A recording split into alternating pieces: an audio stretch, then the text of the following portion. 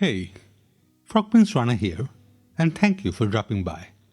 Well, we'll be revisiting an old nemesis. There's a website called expose.co.uk, and I always wondered who are these assets who would misrepresent the data to push their own narrative. Well, finally, I found one of the writer, and we would be looking at one of the article by Sunny Lan titled "The BBC won't tell you that 4 in 5 Covid-19 deaths in past month were among the triple, double Vacx according to official data." Well, technically the title is correct. But I do have a problem with the article where it reads, "The Covid-19 injections do not prevent infection. The Covid-19 injections do not prevent transmission. According to the data, it does not look like they prevent hospitalization or death either." Obviously, all these claims are completely incorrect. So let's look at the full article, and for those who does not understand how percentage works, explain to them why the data shows completely opposite to what their conclusion is. The article mentions the total number of cases by vaccination status as confirmed by Table 8 of the UK HSA Week 51 Vaccination Surveillance Report between November 22nd and December 19th were as follows. Non-vaccinated population 445,337. Partially vaccinated population 94,734 cases. Triple/double vaccinated population 738,184 cases. On the next paragraph, Sunny continues with, "This means the vaccinated population accounted for 65% of COVID-19 cases between November 22nd and December 19th, whilst the non-vaccinated population accounted for 35%. Then we see stats for emergency care, followed by death tolls, and finally the invalid claims." So, can it be that Sunny just doesn't understand how to interpret the data? Can this person really be this stupid? Or is it plain malice? Now, before we explain the data to these people, let's look at another example. This one is from a Telegram group called Truth Seekers Daily, and it simply reads, straight off the Canadian website, "There you go folks, wakey wakey." So let's look at the Canadian hospitalisation data first before getting back to Sunny Lan. So looking at ICU or intensive care unit. In this simple pie chart, we see that out of 408 cases, 195 are unvaccinated cases. Now, if one immediately jumps to the conclusion that it is only 47%, meaning vaccinated ones are more vulnerable, well, that would be a failure to understand data. So let's start with some hypothetical numbers. Suppose in a population of 100, 80 people are fully vaccinated, while the remaining 20 are unvaccinated. Then suppose 10 people from each group are admitted to hospital or in ICU or maybe have died from coronavirus.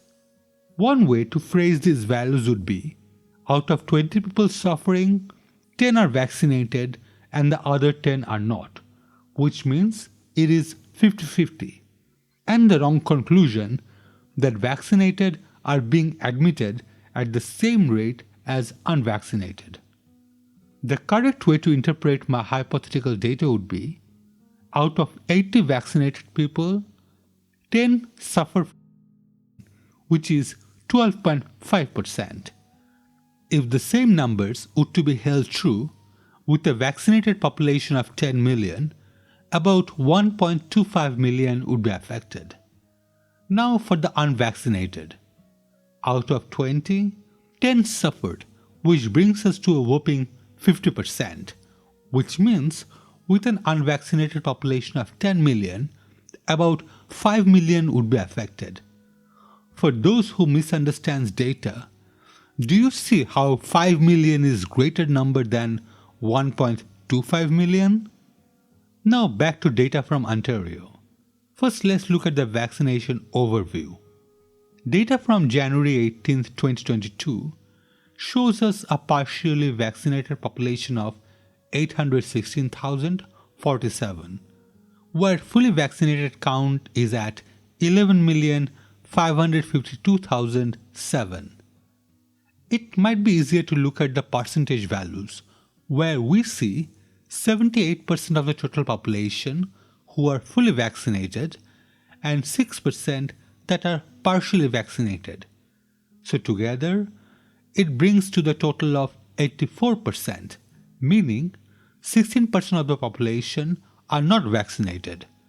There are only three possibilities when it comes to vaccine. Either vaccination works, or vaccination doesn't work, or finally, vaccination have an adverse effect for majority.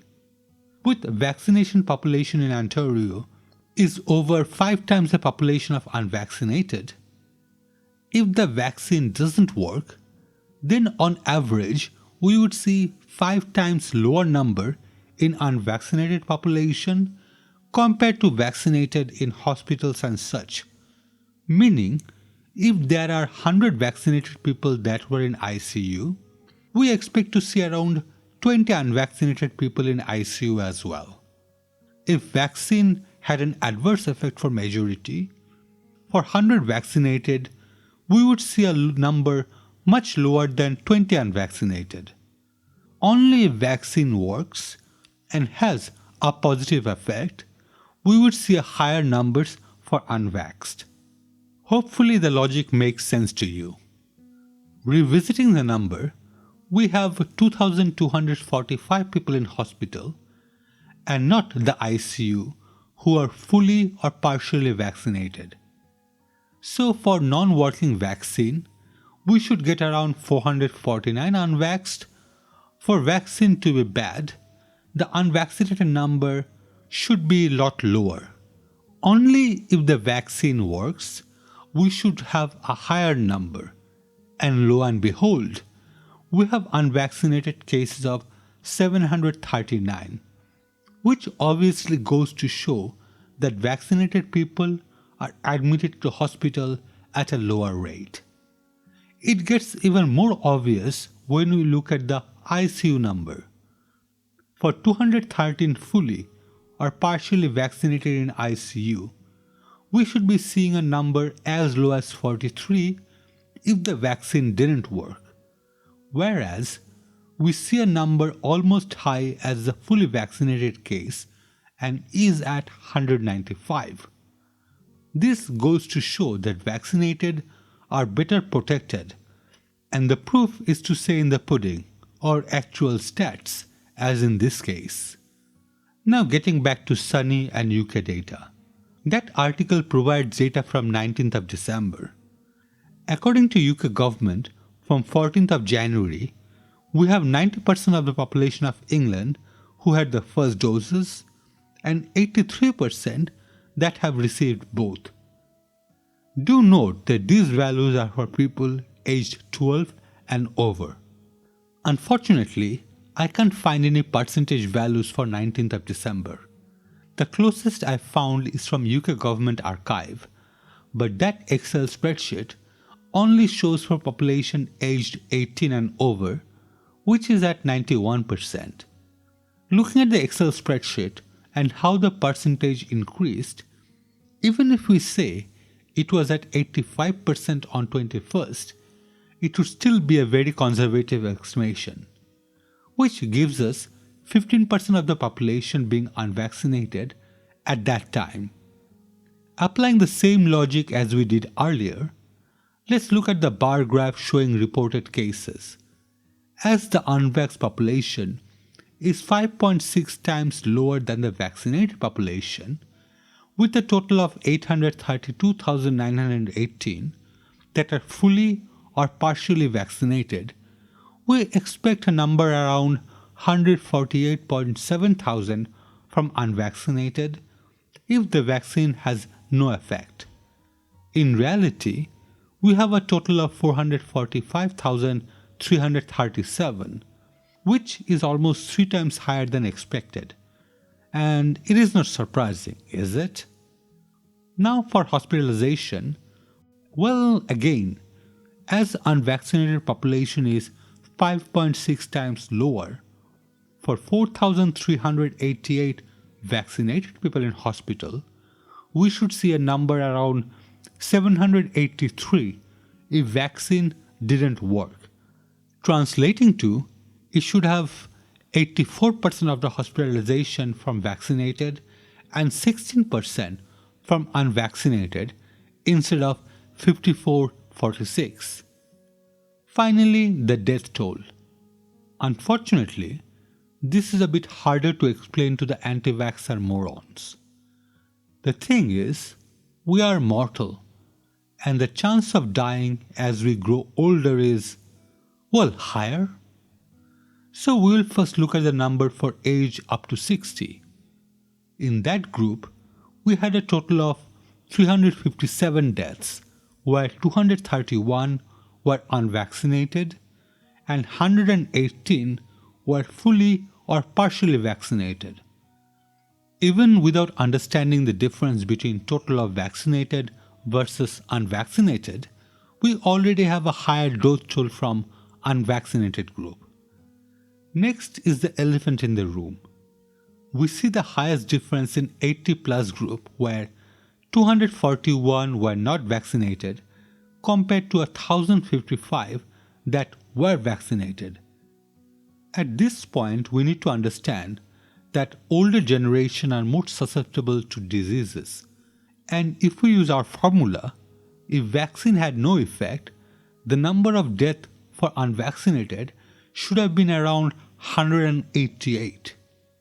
Footnote in that table explains it much better than I ever can.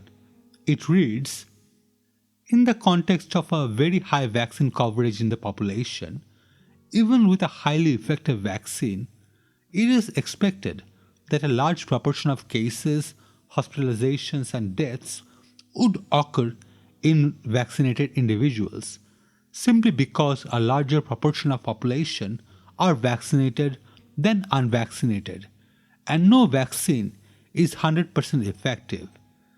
This is especially true because vaccination has been prioritized in individuals who are more susceptible or more at risk of severe disease. Individuals in risk group may also be more at risk of hospitalization or death due to non-COVID-19 causes, and thus may be hospitalized or die with COVID-19 rather than because of COVID-19. Let me translate it in this way. If 100% of the population were vaccinated, then 100% of the hospitalization, ICU or death would be from that vaccinated group.